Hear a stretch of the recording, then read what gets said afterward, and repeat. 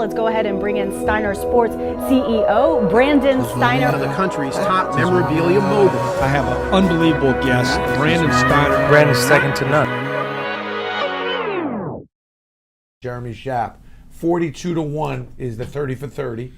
If you do nothing this weekend, make sure you at least DVR to watch it because you will not be disappointed. Sunday, 9 Eastern time, ESPN. Oh, is that right? On ESPN, 9 Eastern time, Sunday night. Yeah, it was on for the first time this week, Brandon. Thank you for having me. Yeah, I love having you up here because it's really a pleasure. You know, you were up. I feel like the connection here is whenever somebody saw me at the beginning. Way back. We used to go up to your office. I used to go up to your office in the early 90s on 27th Street, right? 27th Street, and you were the sports marketing guru. It wasn't even about memorabilia. There was back no then. one else that could go you on were the camera guy. And say anything. That's right. I mean, you cornered the market on the soundbite. Well, it's all about finding a niche and finding a window that you can serve. And there were a lot of sports marketing issues coming up, and not a lot of sports marketing people. Right. Let alone someone go on camera and say something. And I was pretty rogue on my comments as far as the honesty. I wasn't. You were a machine. You were a soundbite machine, but not for the sake of being a machine. You had a business and a reputation to protect, but you also, you got yourself out there, and that was important.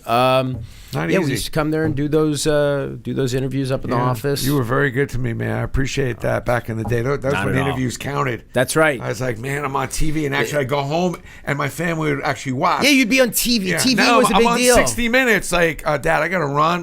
Can you DVR that? I'll try to catch that later. I know. My kids don't watch me. They don't care. They don't care at all. Not even a little bit, right? I think my wife, she wants to get rid of cable. I mean, that's...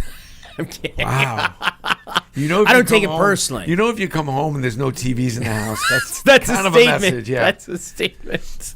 42-1. Why? How'd this come about? Look, How'd this to me, come? I'm 49. I was 20 years old when Buster Douglas knocked out Mike Tyson at the Tokyo Dome, February 11th, 1990. I've seen, as you know, Brandon, I've been very fortunate. I've gotten to see just about everything you could possibly see in sports in my lifetime. Through my father, growing up with my father, who was Dick close Schaap, to these guys. One of the legendary Hall of Fame broadcasters. Knew everybody, took me to everything. Everyone loved Dick, too. Everybody loved my dad. Loved him. He was close to a lot of the athletes. I was at the Bucky Dent game. I was at the Bill Buckner game. I was at the Bartman game. There aren't too many people who are probably at all three of those games as a fan at all three. Wow. And I wasn't in Tokyo. I was in college. But to this day, it is 100% the most thrilling thing I've ever seen in sports. And thrilling because it was a spectacular fight, thrilling because it was entirely unexpected. And as I've learned over the course of, the last several decades, as a student of boxing history, knowing Mike Tyson very well, getting to know Buster Douglas as well, the backstory, particularly Buster's backstory, what makes this story so rich. And nobody had really ever told the story from Buster's perspective, from the perspective of the guy who won the fight. Because Tyson always said, and he's been up here a couple times, that he didn't prepare enough. Yeah. But he did say he beat him outright, and he did punch him in the face. I heard him this morning. He was on the Dan Patrick show, and I believe the exact words were, Dan asked him, what do you remember about that fight? He said, I remember getting my ass kicked. And he got his ass kicked, excuse my French. Yeah. Look, and people, Mike Tyson, I get it. He's a huge star. He's got a huge following, and people make excuses for him. Nobody makes excuses for the guys that he was fighting. He was the world heavyweight champion. He was 37-0. Tough nut to crack.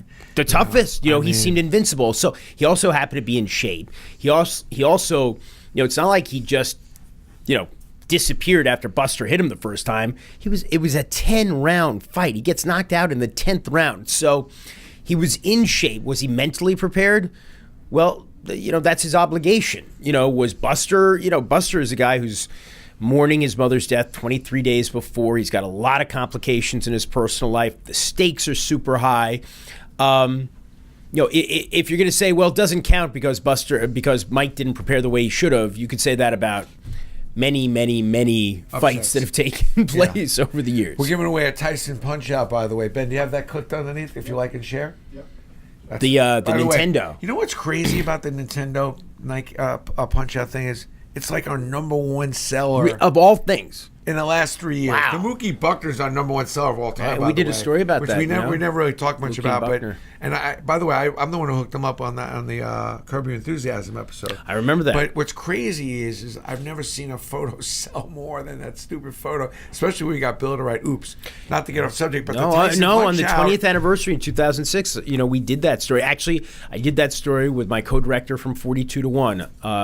So we went to see Bill, and Mookie was part of it, and to me, that might be number 2 for me, because I was there that night, Game 6, and I'll never forget the sequence. It's Carter, Mitchell, Knight, Wilson.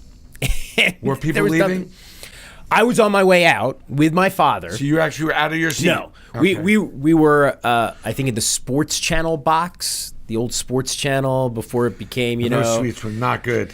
They weren't great. It wasn't a great place to watch the game, but that's where we were, and we were there with I remember Tim McCarver was up there, and Ray Robinson, not the fighter, but the baseball writer, and Xander Hollander, the sports writer for the series. And after Keith Hernandez flight out, because there was Wally Backman flight out, Keith Hernandez flight out, and then we're like, we're on our way out. And we literally turned and we're walking out of the suite when Gary Carter singled, and then we said, you know what, let's just stick around. And we did. Wow.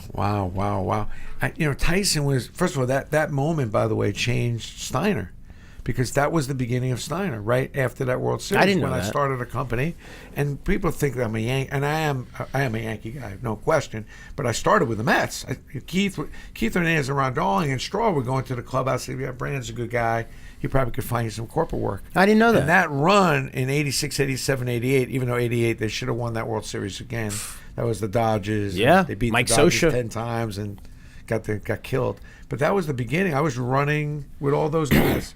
And a little bit of the 86 And that team Giants was team. such a phenomenon. Yeah. It was so beloved. It's something, it's hard now for people to fully appreciate, because the Mets haven't won a World Series in 32 going on 33 years. But the Mets, when they are great, as they were in the mid-'80s, they can dominate the space the way the Yankees can.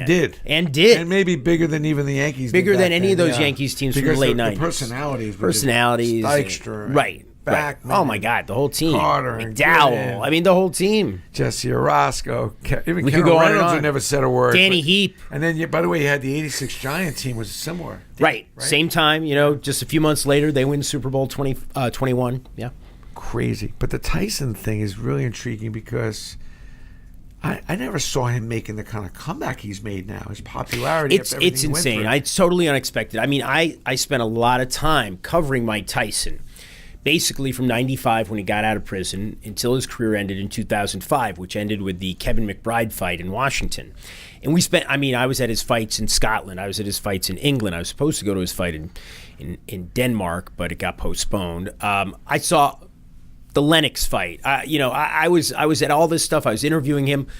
I've probably interviewed him more than anybody else on TV, over the last 20 years. And he's endlessly fascinating. We keep going to that well. But the idea that he would become kind of this, regular guest on late night talk shows and, one-man star, show. the one-man show, all of that stuff. I mean, it's one of the most remarkable career transformations, reimaginings. The only thing that exceeds it, and I'll say it exceeds it because of the dollar amount, is George Foreman. George Foreman, what he did, going from, he was this 6 feet under.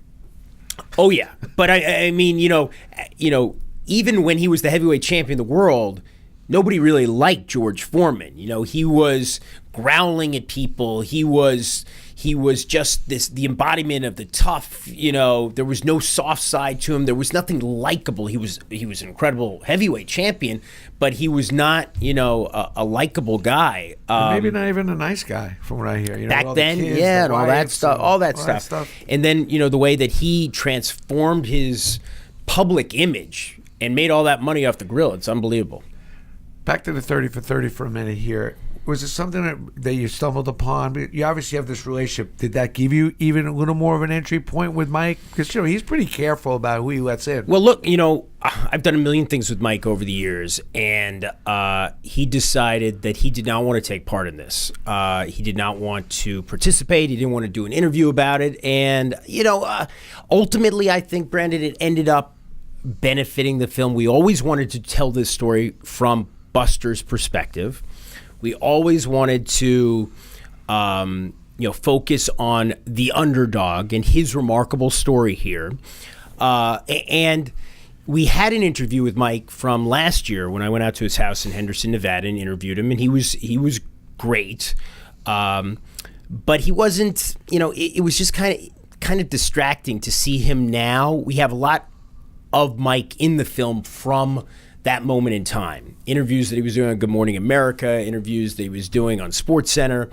And you see him in the context of the time, the kind of fearsome guy that he was then. And ultimately, we decided not to use the new stuff because we wanted to keep the focus on Buster. It is amazing. I mean, it blows me away that this guy in jail, all the stuff he went through, the ups, downs, even bankrupt. Yep, totally.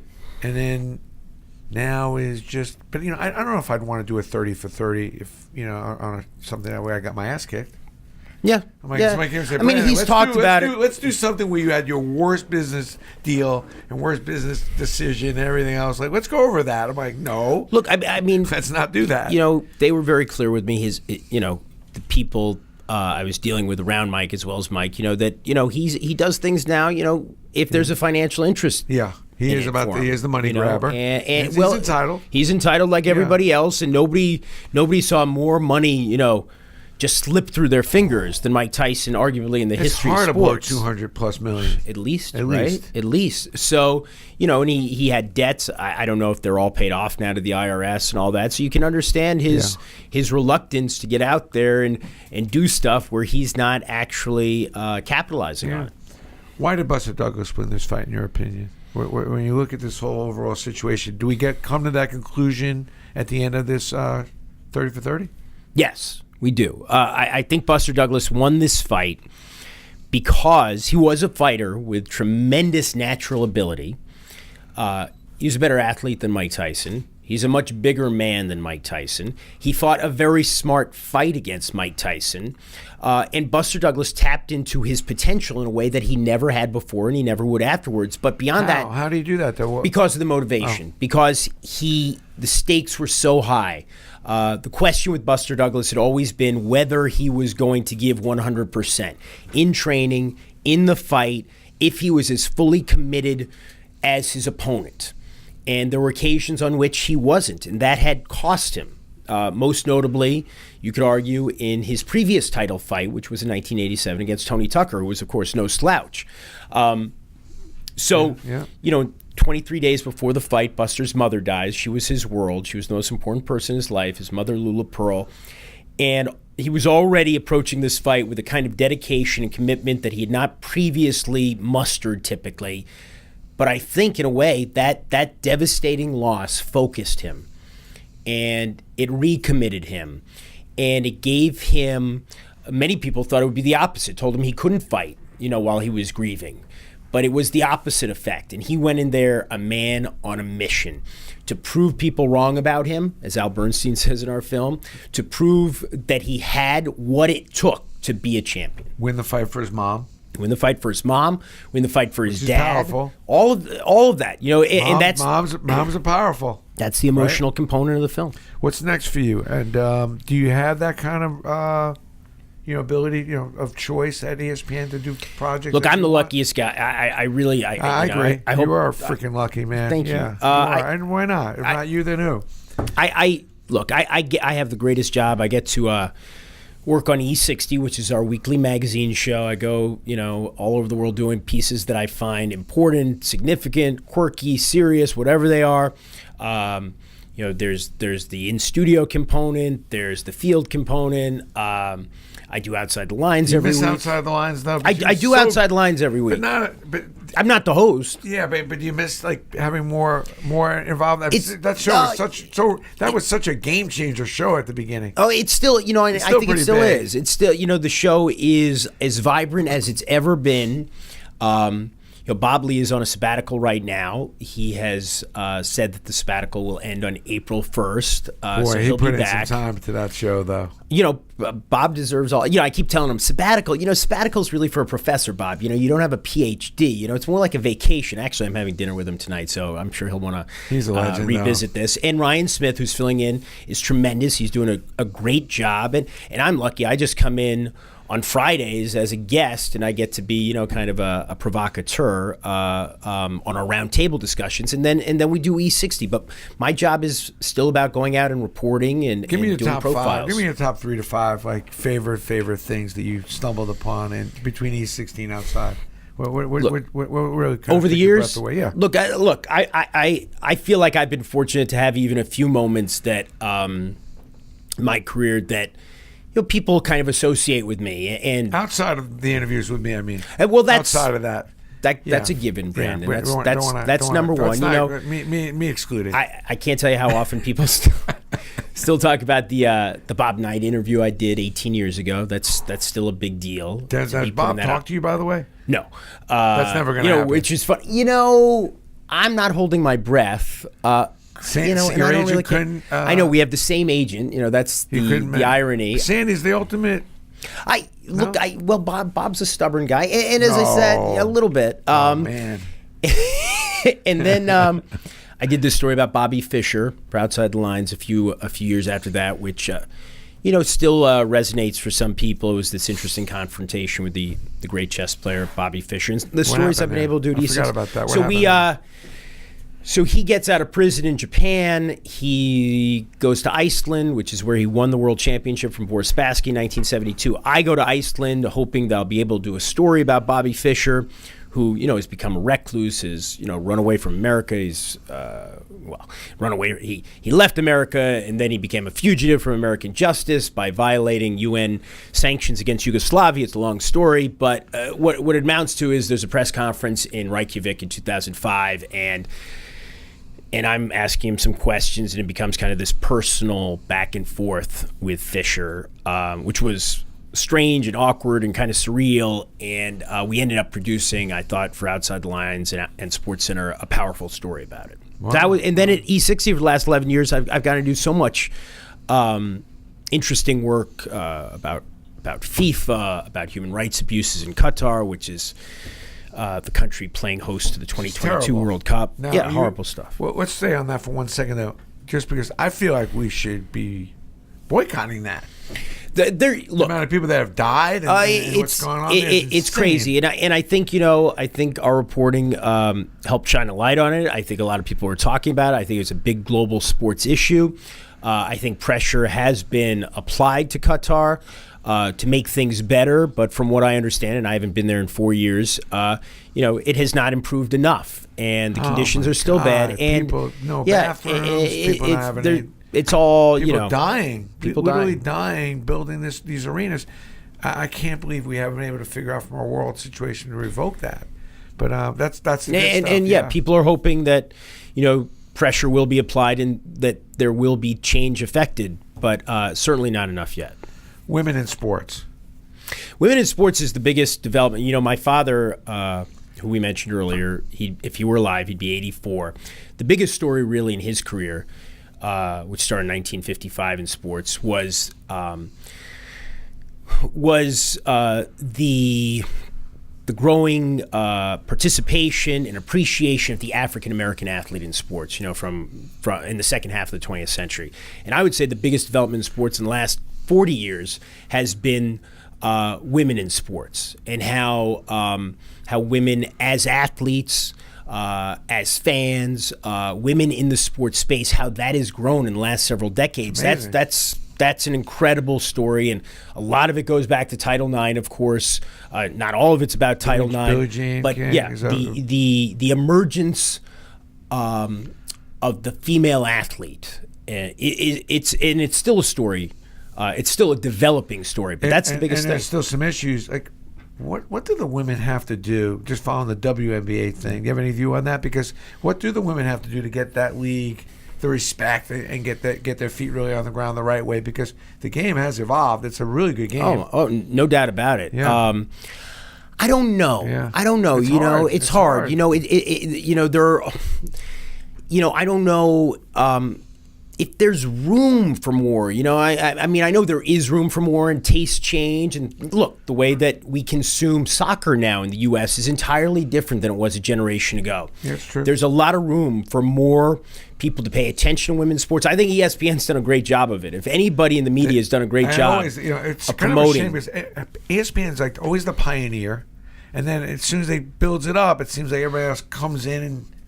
That's right. like the nature. College basketball. Nobody put on college basketball. Right. Or the draft, or the No NFL one. draft. These things. I mean, ESPN. I think It's got to be hard, when you're breaking so many doors down. Everybody comes in, joins the party after you've done all the work. That's what happens to pioneers like Brandon Steiner, right? I mean, Well, I always say you don't want to be an inventor, you want to be an improver, and that's a really good case in point, right? Exactly. Because the inventor, Exactly. it's great you get the event, but then the person comes in, sees what you do, and figures out how to do a little better, and they make all the monetization. Yeah, it's crazy. I mean, in terms of women's sports, if you were, it's one of those things like you promote, you can't have success without promotion.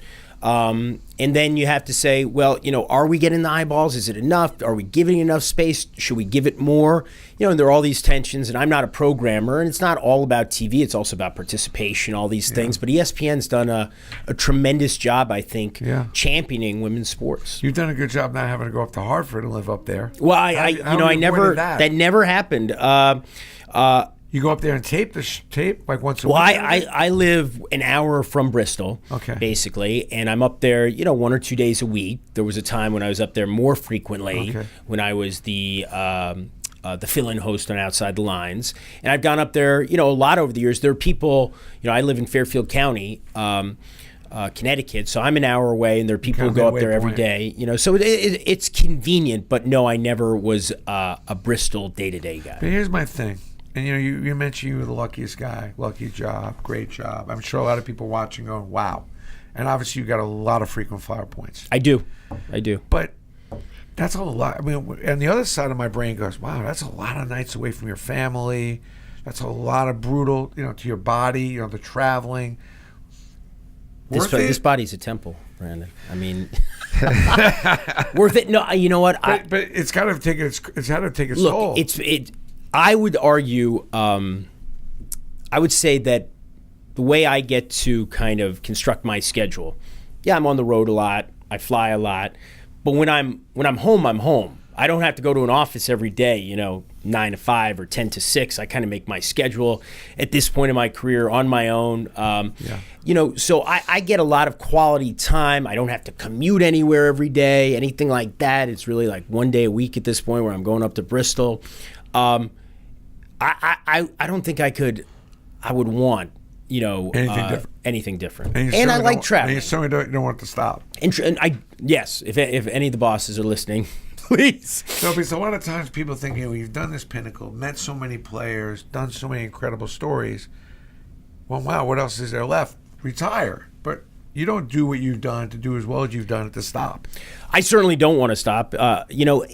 Look, my dad, I keep coming back to my dad. He died at 67. He died way too young. He was still working really hard. Really hard. Hard. World News Tonight, 2 in the morning. All that crazy stuff. He the never World missed News Now, anything. overnight, and writing books and all. So I never feel like, I got to say, if we're going to go on the couch now and, like psychoanalyze, I never feel like I'm working hard enough, because he was, even in a business full of workaholics, he was kind of the pinnacle of it. People thought of him as, the most relentless. Now, did that have an effect on his home life? Yeah, I think he would have been the first to admit that.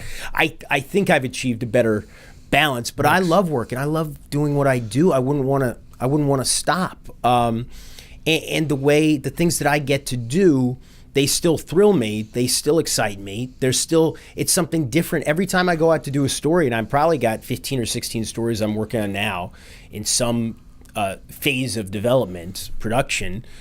They're all great stories. And there aren't a lot of jobs like mine, frankly, in the business. Maybe none. Yeah, so maybe one or two, there are real sports. right, different entities, and guys like my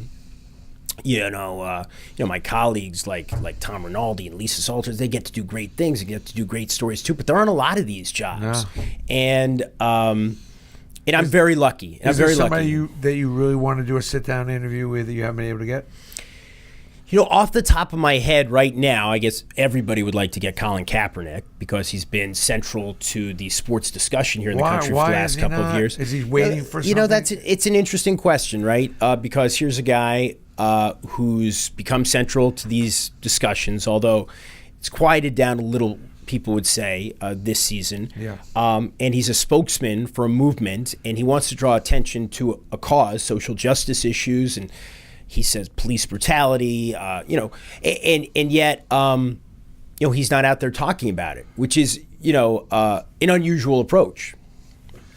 Well, he's letting the movement take, front and center. But at some point, is it the lawsuit that he's afraid, of getting in the way of? It's a good question. I don't really know, and I haven't really been close enough. So you want to sit down with Kaepernick? That would be a good one. You gotta have. I know you have a list on your desk at home. You gotta have a list. I'm trying to think who would be top of the list right now. I mean, most of the guys, most of the important figures right now in sports. Brady hasn't done enough. Well, I'm with you. I mean, the thing is, Tom Brady. We've done pieces about him. He does interviews. He does appearances, but there's never been a no holds barred, full length kind of deep dive. Him actually talking about everything. It was like him and Oprah and his wife. Maybe that was like a somewhat of. But I'm talking about answering questions about everything. And that would be huge if Tom's listening. We'd love to do it. You never know. You never know. You never know. I mean, there's some really rogue people that all of a sudden I'll run into an airport. I watch your stuff, so I'm like, I don't know if that's good or bad because I start getting paranoid. I'm gonna say something bad about somebody and then they'll be upset with me. Do you worry about that? Do you worry about when you get into a Bob Knight situation or you're reporting against something that's going to be, or do you just say that's my job and that's what I'm doing? Yeah, I mean, you just have to. You got to be prepared to ask the hard questions. You got to be prepared to, sacrifice relationships for the story. I mean, I look, this business. I think. We all know there's some people who want to maintain relationships, and sometimes, that compromises their ability to ask all the questions, and sometimes it's a fine line. But I've always said, if you're not, if you're protecting the relationship to the point that you are diminishing, what you can ask, what you can, what you can put on the table, then what's the point of having the relationship anyway? And so. What happens is, though, over the years, there are people who respect that, who say, all right, well, I'm going to put all my cards on the table and I'm prepared to answer the questions I can do. And there are other people who say, I just don't want to bother. Yeah. And so, over the years, sometimes it gets harder to do the job if you've got a reputation for asking the tough questions. Yeah. Happy with the way sports has evolved? You've seen a lot come and go. Is there something that you're unhappy about that you'd like to see change? It's harder when you get older, Brandon, to maintain the same kind of passion and joy for kids' games. And innocence. And look, or naivety maybe. Well, whatever it is. I mean, no matter what it is, life gets in the way and you get busier and you can't watch as many games. Or and you know too much. Or you know too much. I just think it's more like you know too much. Like you know what's really going on there and you're like, wow. And you end up rooting for people that you know rather than the teams you grew up with, people that you like. I do that every day, by the way. Right, exactly. Yeah, I'm rooting for the money. I'm not even going to lie. Like, if you can make me money, I'm rooting for your team. And I appreciate that honesty. For me, the guys that I like, the guys that I've covered, whom I know, I root for them. I want to see them do well, and I'm a baseball guy. I grew up really. Is there something you want to see change in sports, though? Something you like, man? I mean, the game itself, any of the games. I don't know how they do it, but I can't. It's hard for me to watch 3 hours. Those endless games and all the pitching changes and nobody getting complete games. And look, it's the way the game evolves. I don't know if there's a way to change it. Some things change and they don't necessarily change for the better. Some things evolve, but it doesn't mean that I have to like it more when, every pitcher on the team is appearing in every game. It slows it down. It's tough. I think they got to figure something out. And I know, Rob Manfred would say, we're addressing it. We're working on it. Most people don't care. It doesn't make that much of a difference, but it can be tough sometimes. I'm down on this. If you're going to go do the pitching changes, then really cut down on the in-between innings. very, very minor because Yeah. you're going to get those breaks when the pitchers come in. Yeah. So let's just get on with it. You get up, just like in Louis. Then umpire's like, get up the bat now. So I got kids at home. I got pizza waiting for me, and you got to get right up. Right. I think just cut down the in between. I know that's a money grab. That's going to be tough. But if that's you got gonna be the a tough pitching one. changes, how many money grabs? I mean, I know. right? I know. And then the other thing is, I don't understand why they don't have a first base, and why they don't have one for the runner. Why can't they have two first bases for the runner like they do in women's softball? I mean, how hard is that? What do you mean? What I don't like is there's too many collisions between the runner and the first baseman. I like to see our runners two bases at first base, right. One for the fielder, one for the runner. Yeah, so I've they don't never have all these collisions. I gotta say I've never noticed that. That's like. Yeah, I'm like, what's the big deal? I mean, stuff like that. Oh, okay. All right. And then the reviews. I'm like, geez, I mean, for God's sakes, let's minimize it to some degree.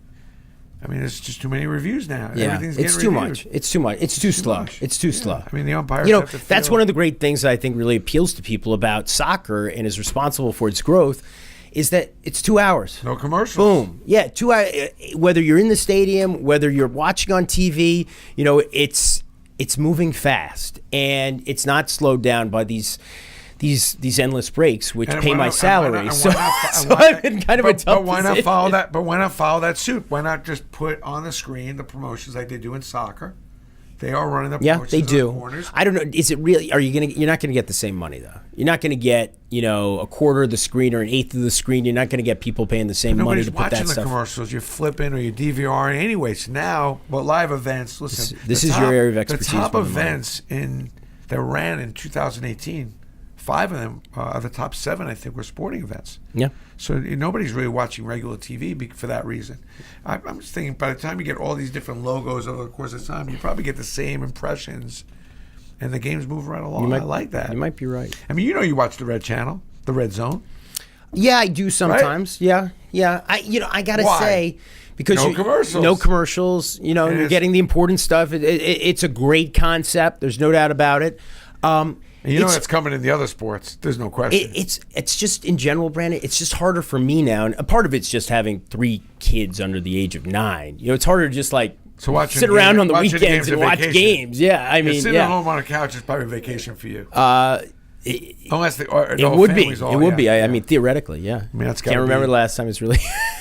Well, you sit there and you wish you just have one afternoon to watch the game. And now my kids are nowhere to be found. I got to make appointments with them, and I just wish that because I get the remote all to myself, and I can watch anything I want. And now I wish that I didn't have that choice. I miss that. See, it's like So, it's like Cats in the life is Cradle. always- It's Harry Chapin. It's all Yeah, life the is always cycle of playing life. with you that way. But you've watched enough sporting events. I got to tell you, I think the next project is a book. Have you done the book with all the different things you've gone to see? No, I haven't. I'd love to do that. That'd be I'd love to fun. do that. I'm trying to figure it out. I mean, I felt for a long time, writing anything that's kind of memoirish, you're too young, you don't really have the standing. But now I'm kind of old, Brandon. So I feel like I've got older. I feel like I could do it My now. stories now, 30 years. I've been starting to write down. But you've already written like 4 memoirs. 3. And this will be my 4th. I started writing. I haven't written any. I started writing all the different stories because I'm starting, to forget like 35 years ago when I was out at 1 a.m. with Darryl Strawberry and da-da-da happened, or when I was with Mariano Rivera in 98, 2 days before the World Series, and we were into some insanity of something. Yeah. And I'm just trying to write all that down. And I don't know if it'd be interesting for somebody to I think you have some very interesting stories. You've known everybody. Well, just because we spend a lot of time, there's no shortcutting me. Like, if you decide to do something with me, it's not like it's 5 minutes. You're in a room now for multiple hours, sometimes multiple days. I didn't even know that. Right? I mean, think about it. If you're going to sign 2,000 autographs, that takes time. That takes right? time. And, we're going to spend some time. Who's the quickest? The quickest autograph probably was Walter Payton. I begged Walter Payton to sign, and we had done a bunch of marketing stuff with him. And he's like, I don't sign for money. I just sign for my fans. And finally, I talked him into doing it. So I go to Chicago. We rented out this hotel room. This is before I was in the collectible business. I had set up somebody who wanted to get all this stuff signed. We walk in. This room is packed with stuff. And he looks at me and goes, are you crazy? I'm not doing this. I said, Walter, please don't leave. And I'm not going to lie, it was a complete money grab. I was making commission, and if he left, I don't even know if I was going to pay my rent. Right. So I'm begging him to please do it. He goes, I'll tell you what, I'll do this signing if you can keep up. If you fall behind, I'm leaving. Stop. I said, how hard That's could a great how hard story. can this be? Meanwhile, I'm drenched by the end of this. I've never seen anybody sign, I think, about 1,400 autographs in about an hour. That's Less than an amazing. hour, That's which is amazing. LT was up. LT would get. That's like 22 a minute. That's almost insane. The every. man That's one every 2 was- seconds. I've never seen anything like this. One every 2.5 The seconds. guy that was closest. I'm pretty in good. Lawrence That's pretty Taylor's good quick living math. room. I I'm think in I'm Lawrence right. Taylor's living room, and he is bitching because he just won the Super Bowl, and we had a trailer of shit that he needed to sign. He was not happy. So I don't know. I'm trying to think quick. I'm a Brooklyn guy, you know. I'm like, Lawrence, I got an idea. I think you can go L. Taylor. You don't need to write both your names up because you write both your names up pretty well, but I don't think it's necessary to do both names. Go L. Taylor, and give me a nice big Taylor and L. He actually got up from being really pissed and hugged me. Why He was wouldn't you drunk. just do LT? No, because 56. that's not how he signed. No, he was never. The LT was private. That was personal, and that was just with friends. Really? Oh yeah, that was not. I didn't know that was a thing. You can't just be writing LT. LT was like amongst the boys. So, first of all, I think Lawrence one of the smartest athletes I've probably dealt with. I mean, and probably one of the greatest. It's funny. I had an experience with right? Lawrence. The only experience, I mean, I covered him at the beginning of my career. He was just about to retire, and I got to cover him. He was obviously, you'd get like 2 minutes a week. The Giants would give you Phil Simms for 2 minutes and LT for 2 minutes, and that was it. But once years later, I had an opportunity to go out with him. And with Mark Lepselter, his agent, and Reed Bergman, who's in the business. A lot of energy. And a lot of energy. And it was so funny because it's like, here's one of my childhood heroes. I'm a Giants fan, this, that. I'm thinking, how can you turn down the opportunity to go out for a night on the town with LT? I don't think he said a word to me all night. Really? He was just This on is his later on. phone. I mean, when I got Yeah, this is LT back in the 80s. Yeah, this is like 2005, And you went out with LT in the 2006. 80s. You were just the debating aura. whether you were going to get home. Well, it was the same thing All like night. this in the early 2000s. I mean, he's 15 years past his playing career, and anywhere we went in New York City that night, it was like the Red Sea parting. There's It no was the question. Red Sea parting. One of the great teammates, by the way, as well. You never hear a teammate say a bad word. Always took care of his teammates. And was a great friend. Revolutionized the position. Really good guy. Great player. But he got ornery Had with some the issues. media, got ornery always with the business. Yeah. Those are my two fastest autograph stories, I think. And there's others that, like Eli Manning comes up in 2007. I never said this, but this is true. I was so freaking scared because we had 8,800 items to sign. Whoa. That was way above and beyond his contract. 8,800. And all in a room. Oh, my God. So, and he just won the MVP. Right. The first Super Bowl. I don't know what to say to him.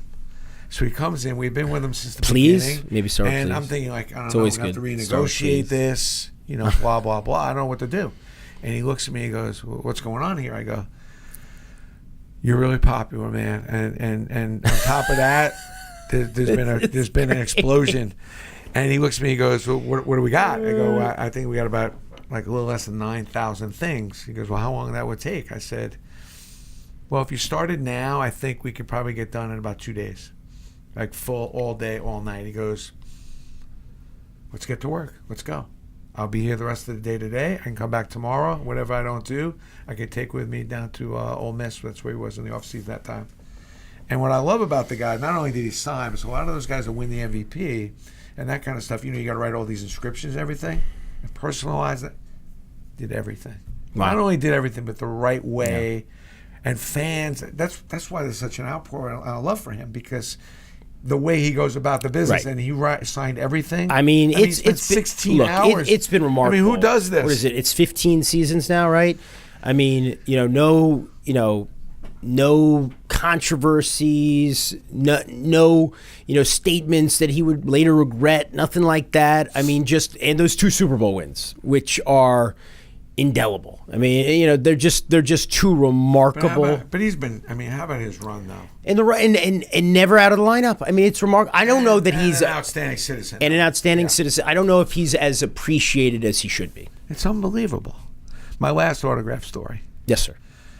This is again. I thought you were interviewing me. What's going on? I Because asked you you got one me started question. on this stuff. I know, but that was you like bring 20 out the minutes interview ago. Part Okay. of it. Don't you think? I mean, you're automatically. But this last story, because you'd like this story. I have 100 photos I need Mickey Mantle to sign. Mm-hmm. I got Joe DiMaggio on it already, and we need Mickey. Mickey at the time was signing for $15. and he was over at the At Mantle's on Central Park South? No, it was before that. This is the Regency he was at. Oh, at the Regency, 61st and Park. Where he stayed. Yeah. He calls me up, which is amazing that Mickey Mantle calls you up, and says, Brandon, listen, why don't you come over? I'll get those photos done for you. But I got a little problem. I got to raise your price from 15 to 20. I said, Mick, no effing way. I'm only charging 20, and I'm only making $5, and I need that $5. He says, no, my price is 20 going forward. Just come over, we'll work it out. I said, I'm not coming over. I may never talk to you again, ever. And what's funny is I sent over... Said this to the Commerce Comet. Yeah. Oh, there's no question. We had the... Mickey Charles Manning. We had the relationship where I could do that, and the guy was so respectful and nice to me, I got to tell you. But I sent over one of my interns. I said, tell Mickey I may never talk to him again for this. I'm hurt, disappointed. And I sent Andrew Levy over, and he went and got the stuff done. Andrew! And what's crazy is... The Ultimate Suite. And Andrew, yeah, the Ultimate Suite. Wish you were here. And it's funny, like, I really didn't think much about that story until you brought that up to me about a year ago. Oh, my God. Because you believe you sent me to go do the Mantle signing? Oh, my God. And you cursed at Mantle? I'm like, well, he pissed me off. It was wrong. 15's 15. That was a deal. One thing I always thought was interesting that people don't think about, Whitey Ford and Mickey Mantle, same middle name, Charles. Darryl Strawberry and Dwight Gooden, the same middle name. No. Eugene. Which, I mean, isn't that weird? Nobody ever talks about that. Well, no, I'm going with that. I got to get... Yeah, look it up. That's phenomenal. I believe it's Darryl Eugene Strawberry and Dwight Eugene Gooden. It's Mickey Charles Mantle and Edwin Charles Ford. I love that. Edwin. First of all, Is it's it a Edwin pleasure or to have you it's here. An Edwin? honor. That's it? I don't get to talk anymore? Oh, no, go ahead. No. You get the final word. Just No, kidding. of course. I would never cut you off. No, I just thought we were just getting warmed up. I could talk to you all day, man. But 30 for 30.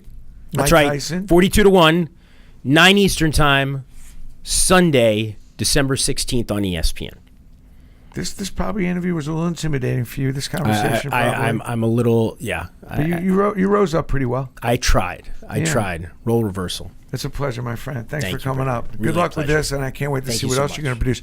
Could this be the beginning of your producer? You feeling it? I can see it. I didn't really do any of the hard work. I can't. So, Okay. yeah, maybe. You should. That's the plan. You should.